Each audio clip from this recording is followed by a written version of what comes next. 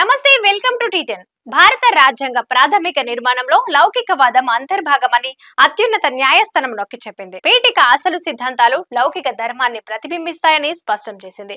రాజ్యాంగ ప్రవేశికలోని సోషలిస్టు లౌకిక పదాలు రాజ్యాంగంలో అంతర్భాగమని, వాటిని పాశ్చాత్య దృక్పథంతో చూడవలసిన అవసరం లేదని సుప్రీంకోర్టు పేర్కొంది. అయితే రాజ్యాంగ పీఠిక నుంచి సెక్యులరిజం, సోషలిజం అనే పదాలను తొలగించాలంటూ దాఖలైనటువంటి పిటిషన్లను సుప్రీం తోసిపుచ్చింది.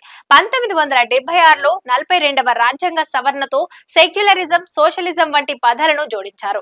బీజేపీ మాజీ ఎంపీ సుబ్రహ్మణ్య స్వామి, న్యాయవాది విష్ణుశంకర్ జైన్, బలరాం సింగ్, అశ్విని కుమార్ ఉపాధ్యాయ్ దాఖలు చేసిన పిటిషన్లపై సుప్రీంకోర్టు గత వారం వాదనలు విని తీర్పును రిజర్వ్ చేసిన విషయం తెలిసిందే. అయితే ఈ నేపథ్యంలో CJI justice Sanjiv Khanna, justice PV Sanjay కుమార్లతో కూడిన ధర్మాసనం తీర్పునిచ్చింది.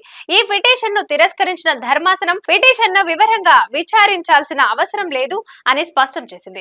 1976లో రాజ్యాంగ సవరణతో సెక్యులరిజం, సోషలిజం తదితర పదాలను చేర్చారని, ఇక 1949లో ఆమోదించిన రాజ్యాంగానికి ఎలాంటి తేడా లేదని సిజేఐ జస్టిస్ సంజీవ్ ఖన్నా పేర్కొన్నారు.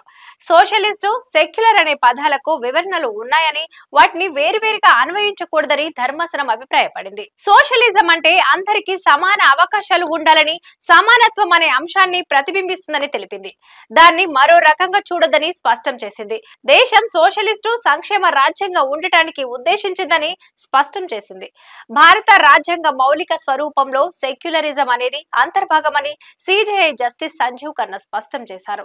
రాజ్యాంగంలోని ప్రాథమిక హక్కులకు సంబంధించిన ఆర్టికల్ 14, 15, 16లో కూడా చూడవచ్చునని పేర్కొన్నారు. ఇది మతపరమైన ప్రాతిపదికన పౌరుల పట్ల వివక్షను నిషేధిస్తుందని, అన్ని మతాలను సమానంగా చూస్తుందని తెలిపింది. ఇదే రాజ్యాంగంలోని ఆర్టికల్స్ 25, 26, 29, 30, 44 సారాంశంలో కూడా కనిపిస్తుందని తెలిపారు. సోషలిజం, లౌకికవాదం మన రాజ్యాంగ ప్రాథమిక లక్షణమని స్పష్టం చేసింది. 1976 కంటే ముందు పీఠికలో సెక్యులర్ పదం లేనప్పటికీ లౌకికవాదం తప్పనిసరిగా దేశం నిబద్ధతను సూచిస్తుందని పేర్కొంది. 1994 నాటి ఎస్ఆర్ బొమ్మాయి కేసులోను, కేశవానంద భారతి కేసులోను ఇదే చెప్పినట్లు సుప్రీంకోర్టు గుర్తు చేసింది. రాజ్యాంగంలోని ఆర్టికల్ 368 రాజ్యాంగాన్ని సవరించే అధికారాన్ని పార్లమెంట్ ఇస్తుందని, అయితే అది సవాల్ చేయలేమని స్పష్టం చేసింది. ఇది ఇవాల్టి న్యూస్. చూస్తూనే ఉండండి టీ10.